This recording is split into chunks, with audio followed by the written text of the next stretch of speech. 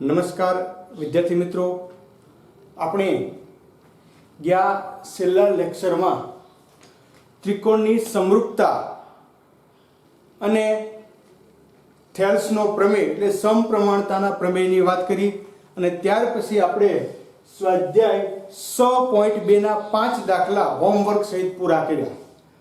જે પૈકી દાખલામાં અહીંયા આપણે બે બાબતની સ્પષ્ટતા કરી લઈએ કે સમપ્રમાણતા હોય, ત્રિકોણની સમરૂપતા હોય, તેમાં બે ત્રિકોણ હોય અને એને અનુલક્ષીને ગણતરી આવે, અને સમપ્રમાણતામાં એક ત્રિકોણ હોય અને બાકીની કોઈ પણ એક બાજુને સમાંતર રેખા મળતી હોય, એને અનુલક્ષીને પરિણામ આવે છે.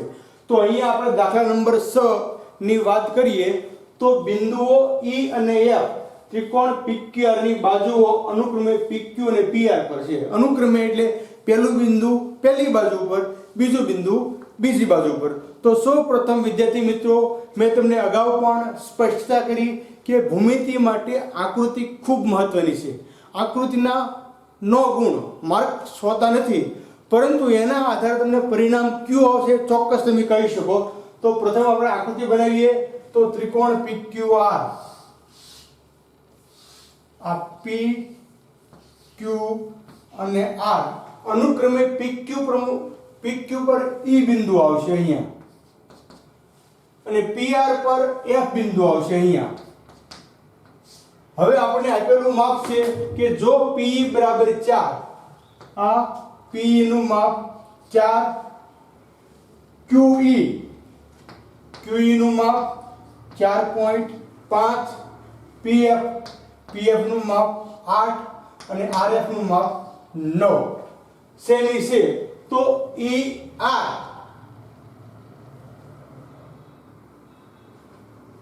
સોરી ભૂલ નથી, હા EF અહીંયા EF આવશે.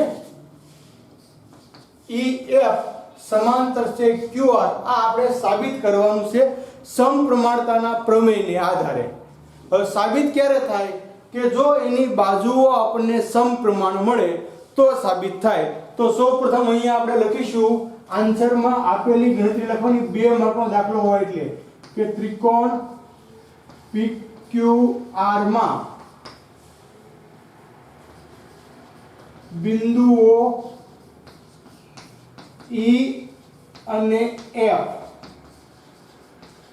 અનુક્રમે PQ અને PR પર આવેલ છે. જો આમ લખો તો પણ હાલે અને એમ તો ડાયરેક્ટ લખી નાખો કે E belongs to PQ અને F belongs to PR તો પણ ચાલે, બંને તમે લખી શકો. આ રીતે પણ લખી શકો છો કે E belongs to PQ અને F belongs to PR. આ લખો તો પણ ચાલે અને આ લખો તો પણ ચાલે. કોઈ પણ શરત તમે લખી શકો બે પૈકી, તો એ પ્રમાણે તમારે લખવાનું રહેશે. ડાયરેક્ટ આમ લખી નાખો તો પણ આપણે એનો વિકસિત જવાબ લખી શકશું કે ત્રિકોણ PQR માં આમાં તે તો કે E belongs to PQ અને F belongs to PR. કે E બિંદુ જે છે PQ પર આવેલું છે અને F બિંદુ છે PR ઉપર આવેલું છે. હવે આપણે સમાંતર છે કે નહીં આ બાબત સાબિત કરવાની છે. તો પ્રથમ માપ લઈ લઈએ કે PE = 4, QE બરાબર 4.5, PF બરાબર 8 અને RF બરાબર 9. હવે અહીંયા આપણે જે સંગતતા મળે આ સંગતતા અહીંયા મેળવવાની છે. તો આપણને ખ્યાલ છે કે ચારે ચાર બાજુ એટલે સમપ્રમાણતાના પ્રમેય પ્રમાણે જો PE સમપ્રમાણ છે QE બરાબર PF સમપ્રમાણ છે FR. જો બંને બાજુ સરખી મળે તો સમાંતર કહેવાય, નહીં તો સમાંતર કહી શકતા નથી આપણે. તો બંને બાજુનું માપ લખીએ. PE એટલે 4, 4.5 QE એટલે equal to પીએફ એટલે 8 અને આરએફ એટલે 9. હવે અહીંયા આપણે જોઈએ તો આના ભાગ પાડી શકશું આપણે 2 વડે, એટલે આ રૂપાંતર મળી જશે. બરોબર? કેમ કે 4 દુ 8 અને 4.5 દુ 9, તેથી 4/4.5 ઇક્વલ ટુ 4/4.5 ઇક્વલ ટુ મળે એટલે આપણે કહી શકીએ કે EF સમાંતર છે PQ. જો આ બે ભાગ સરખા ન મળે તો સમાંતર નથી. સમજાય છે તમને કે અહીંયા આપણે સમાંતરનો સિદ્ધાંત એવું કહે છે કે 3 પૈકીનું કોઈ પણ એક પરિણામ આપણને મળતું હોવું જોઈએ. તો અહીંયા આપણે ત્રીજું પરિણામ જોયું તો ત્રીજું પરિણામ 2 ઇક્વલ ટુ મળે છે, બે બાજુ સરખી મળે છે. એટલે આપણે કહી શકીએ કે ભાઈ જે બાજુ છે EF સમાંતર છે PQ છે કે નહીં, તો EF સમાંતર છે PQ છે. બરોબર ને? એ આપણને મળે છે. એટલે આપણે કહી શકીએ કે તેથી EF એ PQ ને સમાંતર છે. EF એ PQ ને સમાંતર છે. નેક્સ્ટ આપણે બીજો દાખલો જોઈએ હજી. તો દાખલા નંબર 7.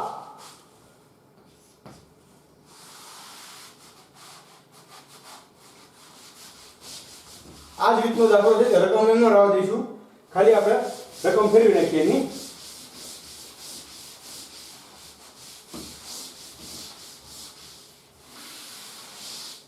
બિંદુઓ E અને F ત્રિકોણ PQ ની બાજુઓ અનુક્રમે PQ અને PR પર આવેલા છે. જો PE બરાબર 3.9,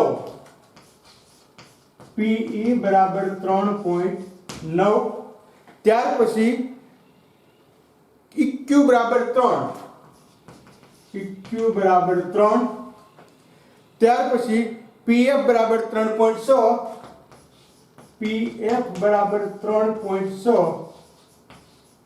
અને FR બરાબર 2.4, FR બરાબર 2.4 છે. તો EF સમાંતર છે PQ છે કે નહીં આ બાબતે આપણે જોવાની છે. તો અહીંયા પણ વિદ્યાર્થી મિત્રો આપણે ગણતરી શરૂ કરીએ. એટલે પહેલા ત્રિકોણ લઈ લેવાનું. આન્સર ત્રિકોણ PQR માં, ત્રિકોણ PQR માં અહીંયા આપણે જોઈ શકીએ છીએ કે E belongs to PQ અને F belongs to PR. માપ લઈ લઈએ તો PE ઇક્વલ ટુ 3.9, EQ બરાબર 3, PF બરાબર 3.6 અને FR બરાબર 2.4. હવે આપણે EF સમાંતર છે PQ છે કે નહીં આ આપણે અહીંયા શોધવાનું છે. તો હવે આકૃતિ જોઈ લઈએ સાથે સાથે. તો આકૃતિમાં P, Q અને R ત્રિકોણ છે. E બિંદુ જે છે એ PQ પર છે, F બિંદુ PR પર છે. આ રીતની સમાંતર રેખા આપણને મળે કે ન મળે એ આપણે કહેવાનું છે. તો નિયમ પ્રમાણે માપ જોઈ લઈએ તો PE 3.9, EQ 3, PF 3.6, FR 2.4. તો અહીંયા પણ પરિણામ 3 નો ઉપયોગ થશે. તેથી PE સમપ્રમાણ EQ બરાબર PF સમપ્રમાણ FR. હવે કિંમત લખો તો PE એટલે 3.9 છેદમાં EQ એટલે 3, ત્યાર પછી PF એટલે 3.6 અને FR 2.4. ઉડે એટલા ઉડાડો તો જો અહીંયા 13 એકા 13, 13 બેસી 13 3 39 આ ઉડી શકશે એટલે 1.3. અહીંયા 12 એકા 12 12 3 36, 12 2 24, 3/2. આ રીતનું રૂપાંતર આપણને મળ્યું.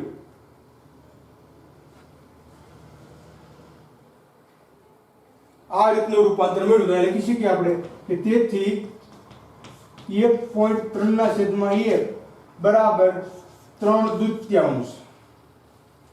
તેથી 1.3 નોટ ઇક્વલ ટુ 3/2. બંને ભાગ આપણને સરખા મળતા નથી. સરખા ન મળે તો શું કહી શકીશું આપણે?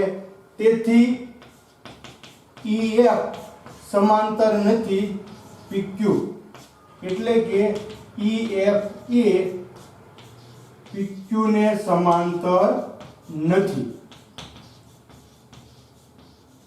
જો વિદ્યાર્થી મિત્રો અહીંયા સ્પષ્ટતા આપણે અગાઉ કરી કે બંને સાઈડ આપણને સરખી મળે તો જ આપણે એને સમરૂપ આપણે સમપ્રમાણ બાજુ છે એમ કહી શકો, નકર સમાંતર બાજુ મળી શકતી નથી.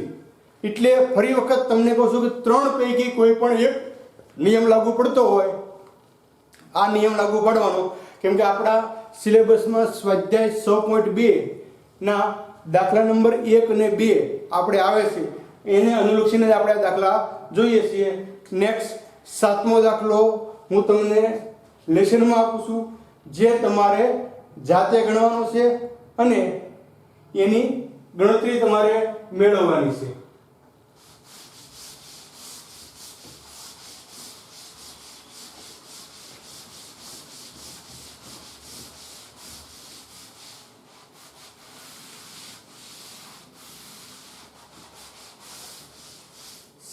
દાખલા નંબર 8. 8મો દાખલો, 7મો દાખલો ગણાઈ ગયો છે. 8મો દાખલો તમારે જાતે ગણતરી કરી અને મેળવવાનો રહેશે. અહીંયા આપણે દાખલા નંબર જોઈએ તો રકમ સેમ છે, માત્ર માપ ફેરવવાનું છે કે PQ બરાબર 1.28, PQ બરાબર 1.28. ત્યાર પછી PR બરાબર 2.56, PR બરાબર 2.56.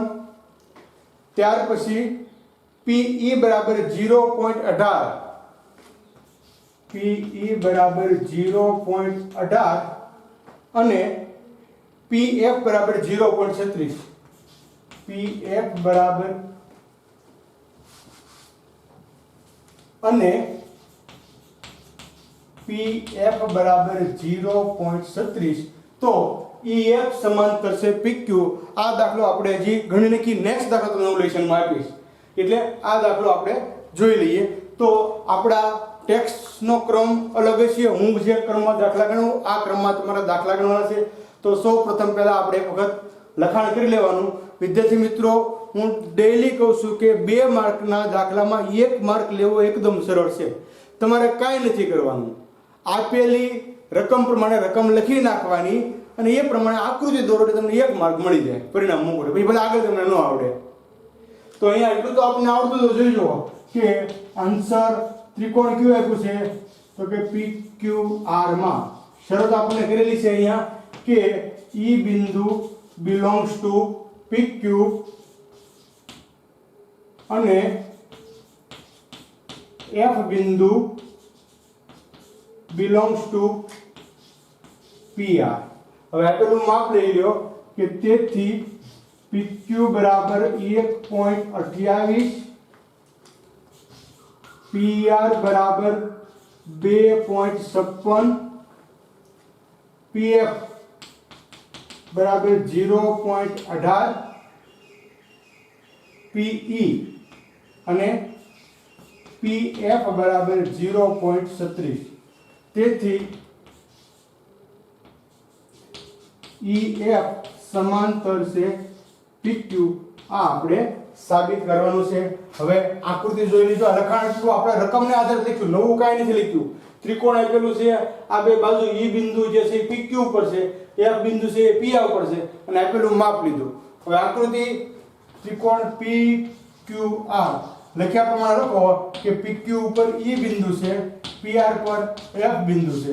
હવે માપ લખતા જાઓ. PQ નું માપ 1.28 આખી બાજુ 1.28. PR એટલે આખી બાજુનું માપ છે 2.56.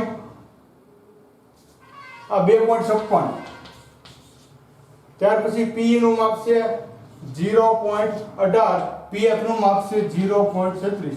જો અહીંયા આ માપ આપણને આપેલું નથી, ઉપરની બાજુનું માપ આપ્યું તો ઉપરનું પરિણામ લઈ લેવાનું. ઉપરનું પરિણામ સાથે આખી બાજુ એટલે કે PE સમપ્રમાણ છે PQ બરાબર PF સમપ્રમાણ છે PR. આ આપણને મળતું જ હોય. કોઈ પણ ત્રણ પૈકી એક પરિણામ. અહીંયા આપણને પહેલું પરિણામ મળે પહેલી બાજુ છે, જો બીજી બાજુ હોય તો બીજું પરિણામ મળે, અને બે કટકા હોય અડધી અડધી બાજુ તો ત્રીજું પરિણામ મળે. અત્યાર સુધીના દાખલા આપણે ત્રીજી બાજુના હતા, આ પહેલી બાજુના છે. તો હવે અહીંયા આપણે માપ લખીએ તો P નું માપ છે 0.18 છેદમાં PQ નું માપ છે 1.28 બરાબર 0.36 અને 2.56.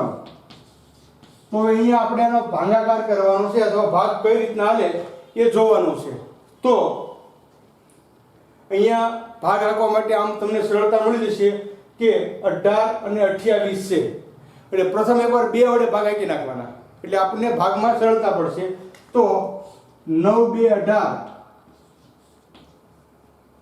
અને 0 6 દુ 12 અને 4 દુ 8 66. 0 9 0 66 આ રીતનું રૂપાંતર આપણને અહીંયા મળશે. તો હવે આપણે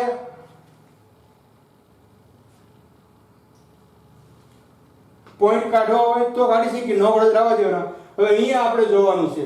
તો અહીંયા 56 ને 36 4 વડે ભાગ આવશે, બે અંકનો સરવાળો કરતા. તો 4 વડે ભાગ આપો તો 9 4 36 અને છેદમાં ભાગ આપો તો 6 4 24, એક વધ્યો 16 થયા, 16 ઇક્વલ ટુ શું મળશે આપણને? તો 9 ના છેદમાં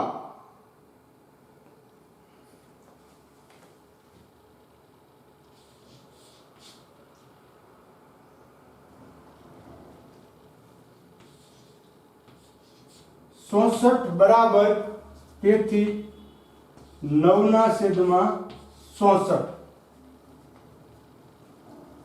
અહીંયા તો બે પોઈન્ટ જ આવશે 0.09 0.09, કેમ કે બે પોઈન્ટ પછી પોઈન્ટ મૂકવાનો છે એટલા માટે. તો 9 ના છેદમાં 66 આ રીતનું રૂપાંતર મળશે. એટલે આપણે કહી શકીએ કે EF સમાંતર છે PQ. બે ભાગ સરખા મળે એટલા માટે.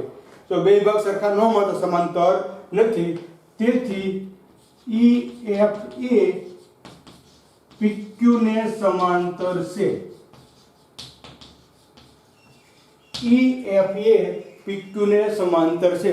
તો આ રીતે વિદ્યાર્થી મિત્રો ઘણી વખત 2 માર્કમાં અથવા 1 માર્કમાં દાખલો પૂછાય છે. તો સમાંતર છે, જો 1 માર્કમાં દાખલો હોય તો તમારે પરિણામ સીધું મૂકી દેવાનું અહીંથી જ તે કે ભાઈ 0.18 ના છેદમાં 128 અને 0.36 ના છેદમાં 2.56. ભાગ આપતા જો બે ભાગ સરખા મળતા હોય તો સમાંતર છે, નહીંતર સમાંતર નથી. 1 માર્કમાં પૂછે તો તમે ડાયરેક્ટ આકૃતિના આધારે જવાબ લખી શકો છો, આ બધી વિગત લખવાની જરૂર પડતી નથી. પણ જો 2 માર્કમાં દાખલો પૂછાય તો તમારે તમામ સ્ટેપ લખવા પડે. એટલે બંને રીતે આપણે અહીંયા જોઈએ છીએ. હવે દાખલા નંબર 9 આ તમારે હોમવર્કમાં કરવાનો છે અને આ રીતનો દાખલો છે, કોઈ ફેરફાર એમાં આવતો નથી. દાખલા નંબર 9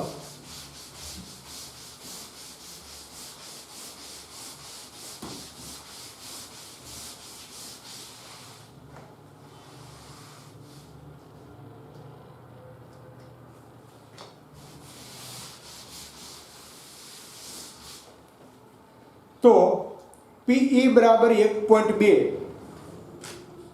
PE બરાબર 1.2,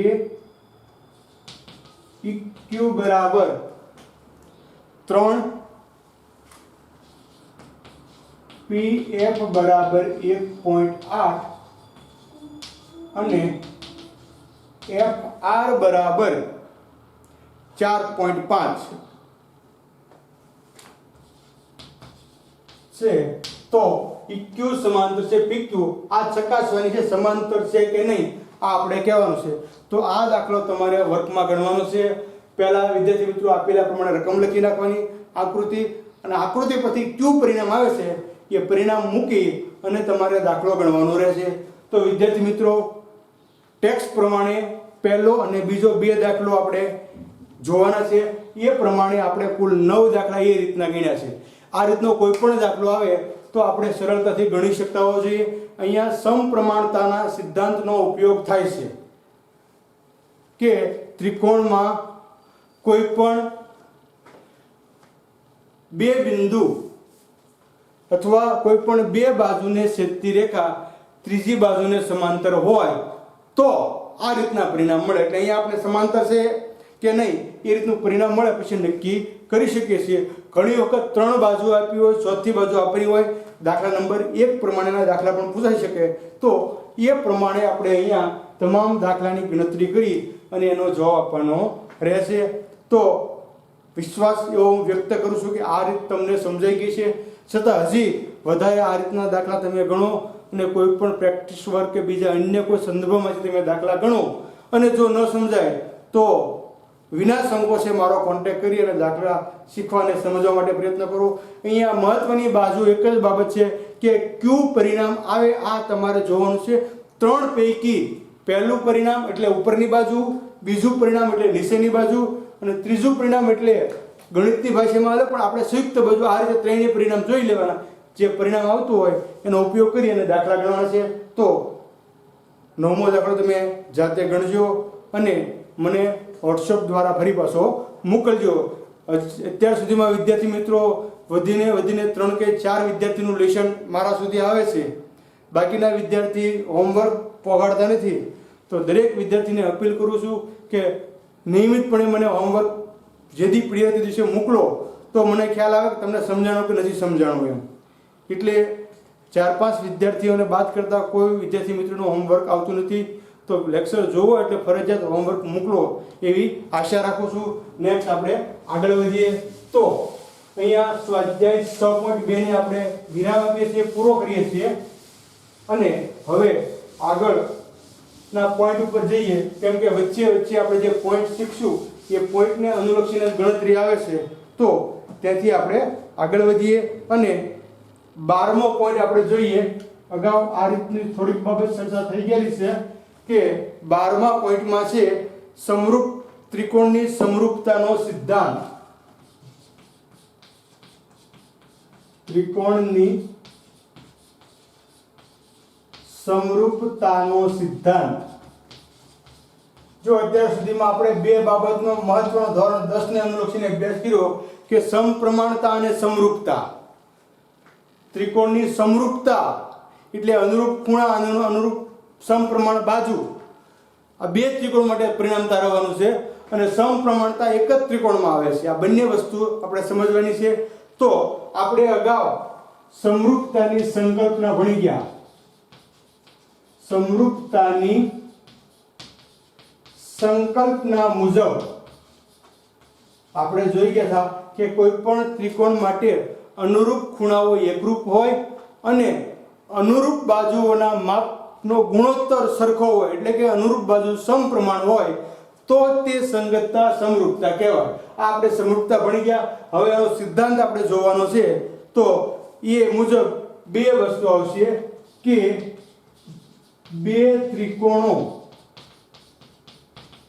ના અનુરૂપ ખૂણાઓ સમાન હોય. અનુરૂપ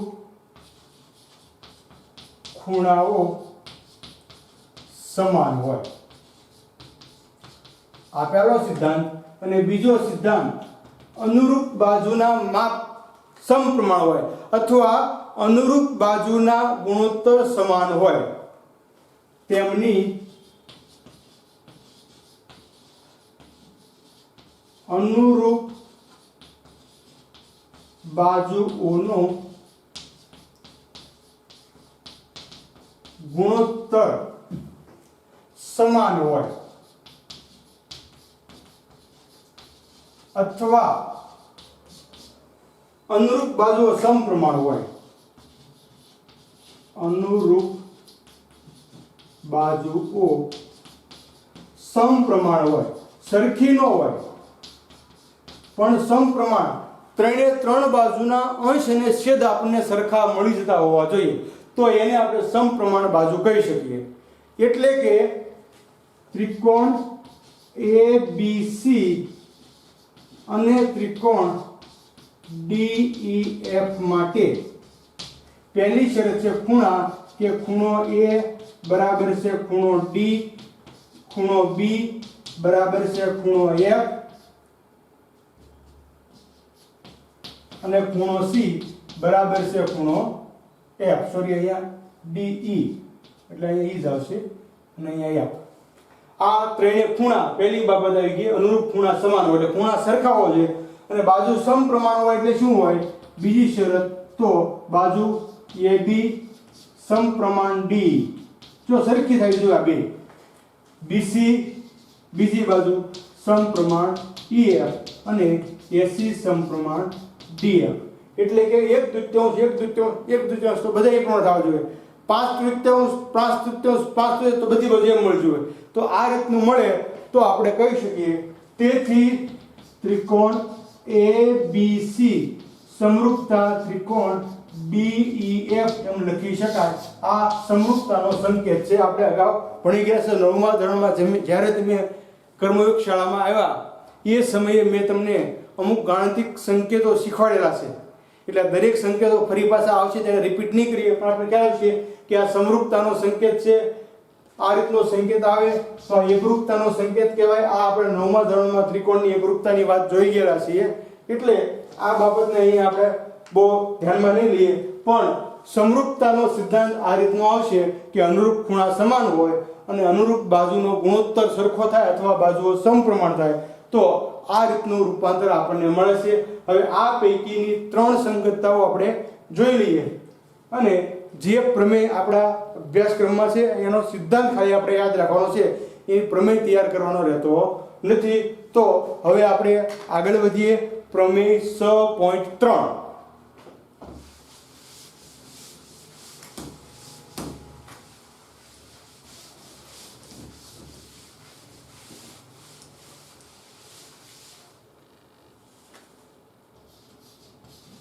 પ્રમેય 6.3. તો 6.3 એવું છે કે જો બે ત્રિકોણના અનુરૂપ ખૂણા સમાન હોય, બે ત્રિકોણના અનુરૂપ ખૂણા, ત્રણે ત્રણ ખૂણા સમાન હોય તો તેમની અનુરૂપ બાજુઓની જોડ સમપ્રમાણ હોય. જો ખૂણા સમાન હોય તો બાજુની જોડ સમપ્રમાણ હોય જ અને તે બે ત્રિકોણો સમરૂપ છે. આ રીતની વાત આપણે પ્રમેય 6.3 કહે છે. જો બે ત્રિકોણના અનુરૂપ ખૂણા, જો બે ત્રિકોણના અનુરૂપ ખૂણા સમાન હોય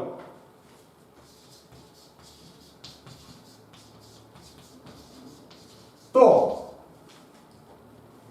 તેમની અનુરૂપ બાજુઓની જોડ, તો તેમની અનુરૂપ બાજુઓની જોડ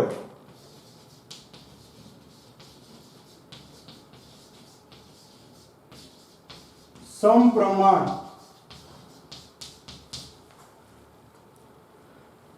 હોય.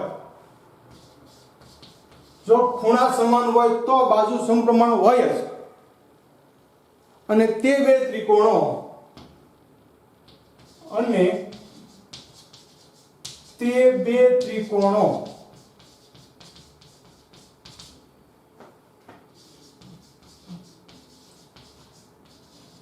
સમરૂપ છે.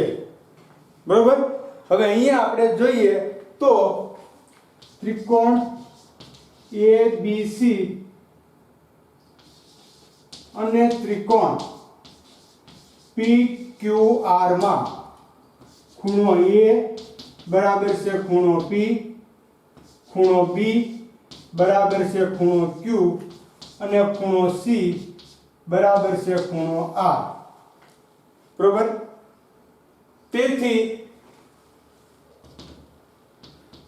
તેથી જો ખૂણાની જોડ સમાન હોય એટલે તેથી ત્રિકોણ ABC સમરૂપ છે ત્રિકોણ PQR. ખૂણાની જોડ સમાન હોય તો ત્રિકોણ સમરૂપ હોય જ. શરત આવશે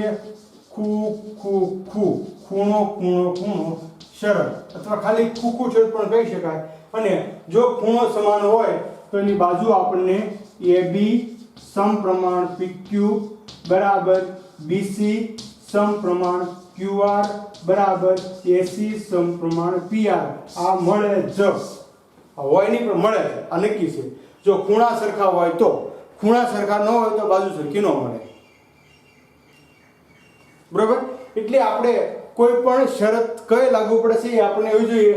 તો અહીંયા ખૂણાની શરત આપણને આપેલી છે કે ખૂણા જો એકરૂપ હોય તો આ રીતનું રૂપાંતર આપણને અહીંયા જોવા મળે છે. તો વિદ્યાર્થી મિત્રો, આ પ્રમેય 6.3, 6.4 અને 6.5 ત્રણેય આ પ્રમાણેના શરતના છે. આ ખૂ શરત છે. પ્રમેય 6.4 બા શરત છે કે જો બાજુઓ સમપ્રમાણ હોય તો ખૂણા સમાન થાય છે. બાજુઓ સમપ્રમાણ હોય તો ખૂણા સમાન થાય જ. અને ત્રીજી શરત છે એ બાજુ ખૂણો બાજુ, બે બાજુ અને અંતર્ગત ખૂણો એમાં આપણે જોવાનો રહેશે. એટલે આપણને જે માપ આપ્યું છે, કઈ રીતનું માપ આપેલું હોય તો એ પ્રમાણે આપણે શરત લાગુ પાડી શકીએ અહીંયા. તો નેક્સ્ટ આપણે પ્રમેય જોઈએ છીએ 6.4.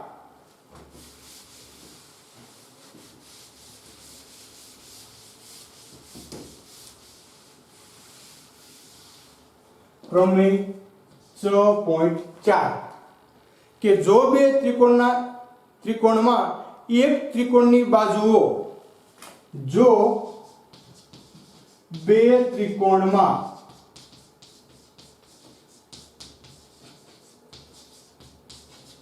એક ત્રિકોણની બાજુઓ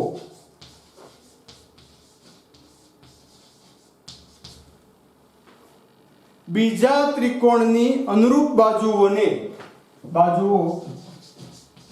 બીજા ત્રિકોણની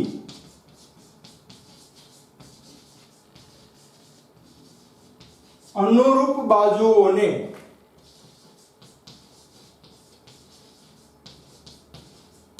સમપ્રમાણ હોય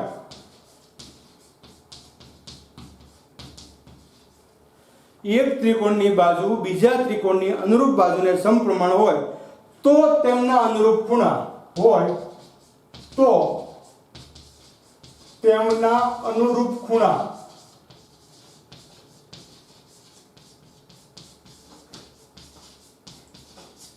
સમાન હોય.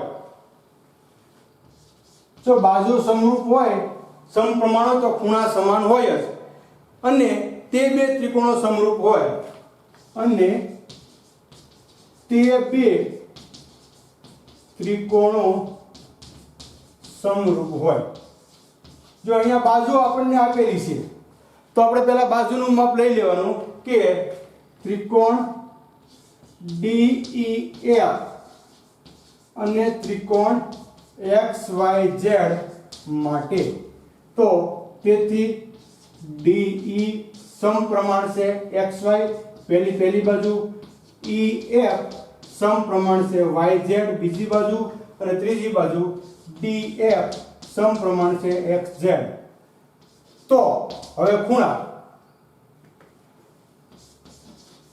બા શરત બાજુ શરત પ્રમાણે ખૂણો, તેથી ખૂણો D બરાબર છે ખૂણો X, ખૂણો E બરાબર છે ખૂણો Y અને ખૂણો F બરાબર છે ખૂણો Z. આ રીતના ખૂણા આપણને સમાન મળે છે. બાજુ સમાન હોય, બાજુની જોડ સમપ્રમાણ હોય તો. જો ખૂણા સમાન હોય તો બાજુની જોડ સમપ્રમાણ મળે. એ ખૂ શરત. અને બાજુની જોડ સમપ્રમાણ હોય તો ખૂણા સમાન મળે બા શરત પ્રમાણે. એટલે આ રીતે વિદ્યાર્થી મિત્રો આપણે કોઈ પણ દાખલાની શરત શોધવાના 1 માર્કનો પોઈન્ટ પૂછાય તો આપણે કઈ શરત લાગુ પડી અથવા કઈ શરત લાગુ પડી શકે છે આ શોધી શકતા હોવા જોઈએ. નેક્સ્ટ 6.5 પ્રમેય આપણે જોઈએ જે બાકુબા શરતને લાગુ પડે છે. બાજુ ખૂણો બાજુ શરત ત્રીજી અને પ્રમેય 6.5.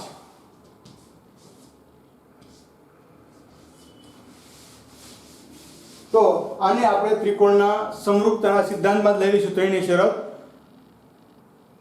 6.5 જો કોઈ ત્રિકોણનો ખૂણો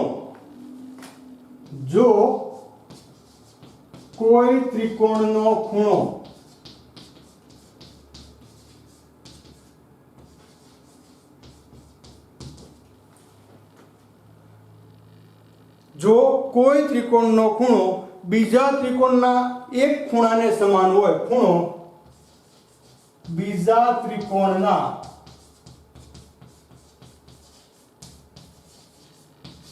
એક ખૂણાને સમાન હોય, કોઈ પણ એક ખૂણો બીજા ત્રિકોણના ખૂણાને સમાન હોય અને આ ખૂણાને અંતર્ગત બાજુઓને હોય અને આ ખૂણાને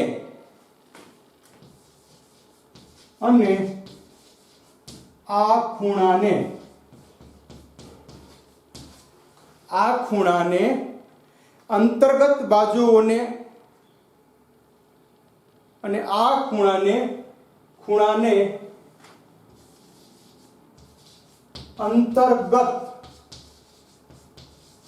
બાજુઓ, આ ખૂણાને અંતર્ગત બાજુઓ સમપ્રમાણ હોય,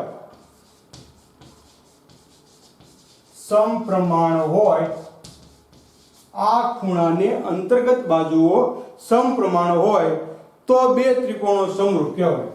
તો બે ત્રિકોણો સમરૂપ કહેવાય. બરોબર. અહીંયા કોઈ પણ ખૂણો એને અંતર્ગત બાજુ આપણને સમાન મળતી હોવી જોઈએ. તો ત્રિકોણ ABC અને ત્રિકોણ PQR માટે જો અહીંયા આપણે જોઈએ છીએ કે ખૂણો B એકરૂપ છે ખૂણો P. આપણે શરત ફેરવી છે, યાદ રાખજો. ખૂણો B એકરૂપ છે ખૂણો P અને બાજુઓ આપણે જોઈએ સમપ્રમાણ બાજુઓ. તો AB સમપ્રમાણ છે PQ અને બીજી બાજુ આપણે જોઈએ છીએ કે AC સમપ્રમાણ છે PR. ખૂણો બાજુ. તો હવે અહીંયા આપણે આકૃતિ દોરીને જોઈ શકશું તો આપણે સરખું સમજાય છે. અત્યાર સુધી આપણે આકૃતિ જરૂર નથી પડી. સંકલ્પના સીધી હતી એટલે ABC PQR આ આપણે શરત પ્રમાણે લખી નાખ્યું. હવે અહીંયા આપણે જોવાનું છે કે ખૂણો B કોને એકરૂપ છે? ખૂણા P ને. અને બાજુ કઈ આવશે? AB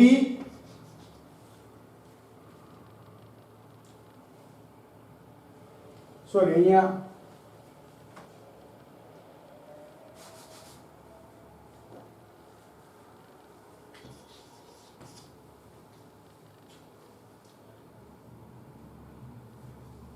આપણે ખૂણો B અને ખૂણો P AB, તો AB ને સમપ્રમાણ PQ અને BC બીજી બાજુ BC ને સમપ્રમાણ PR. તો આ રીતે આપણે લેવાની છે કે હવે આપણે એ સંગતતામાં ફેર પડશે કે ત્રિકોણ ABC સમરૂપતા ત્રિકોણ આપણે ફેરફાર લેવો પડશે. આ પ્રમાણે લઈ શકશું આપણે. તો અહીંયા A બાજુ બંનેમાં હોય, B ખૂણો બંનેમાં છે અને અહીંયા B ખૂણો વચ્ચે છે અને અહીંયા બંનેમાં P છે એટલે P ખૂણો વચ્ચે આવશે અહીંયા. બરોબર. કેમ કે શરત પ્રમાણે આપણે લખવાનું છે. તો ABC લખ્યું તો એ પ્રમાણે QPR આપણને સંગતતા મળશે અહીંયા ABC સંગતતા QPR PQR નહીં મળે કેમ કે અહીંયા આપણે ખૂણો ફેરવ્યો છે B ની હારે આપણે P ખૂણો લીધો છે એટલે B ની હારે P ખૂણો આવી ગયો A ની હારે Q ખૂણો આવી ગયો BAC અને PQPR આ રીતે આપણે લઈ શકીએ શરત આવશે બા ખૂબા બે બાજુ અને વચ્ચેનો ખૂણો જો આ બાજુ અને આ બાજુ એની વચ્ચેનો ખૂણો આ બાજુ અને આ બાજુ એની વચ્ચેનો ખૂણો તો આ રીતે વિદ્યાર્થી મિત્રો આપણે કોઈ પણ ખૂણા અને બાજુના માપ પરથી એની કઈ શરત લાગુ પડે છે એ આપણે મેળવી શકીએ છીએ હવે આ જે 3 પોઈન્ટનો આપણે અભ્યાસ કર્યો કે કઈ શરત લાગુ પડે છે એ રીતના દાખલા આપણે સ્વાધ્યાય 6.3 માં જોવાના છે જે આપણે હવે પછીના પીડીએફમાં જોઈશું વિદ્યાર્થી મિત્રો ભૂમિતિ માટે સિદ્ધાંતો ખૂબ મહત્વના છે આપણે અત્યાર સુધીમાં કુલ 12 પોઈન્ટનો અભ્યાસ કર્યો આ તમામ પોઈન્ટ તમારી નજર સામે રહેશે તો ક્યારેય કોઈ મુશ્કેલી નહીં પડે ફરી વખત રિપીટ કરું છું કે તમારો અભ્યાસક્રમ 30% પરીક્ષાલક્ષી નથી પણ આપણે શીખવો જરૂરી છે આ પોઈન્ટ આપણે શીખીએ છીએ આ પરીક્ષાલક્ષી નથી પણ શીખવા જરૂરી છે એટલા માટે આપણે શીખીએ છીએ તો એ પ્રમાણે તૈયારી કરો તો 100 માંથી 100 લાવવા એકદમ સરળ છે આ વર્ષે એટલે તમારા માટે ગુડ ન્યૂઝ છે એ પ્રમાણે મહેનત કરો એવી અભ્યર્થના સાથે આજના લેક્ચરને વિરામ આપીએ છીએ ખૂબ ખૂબ ધન્યવાદ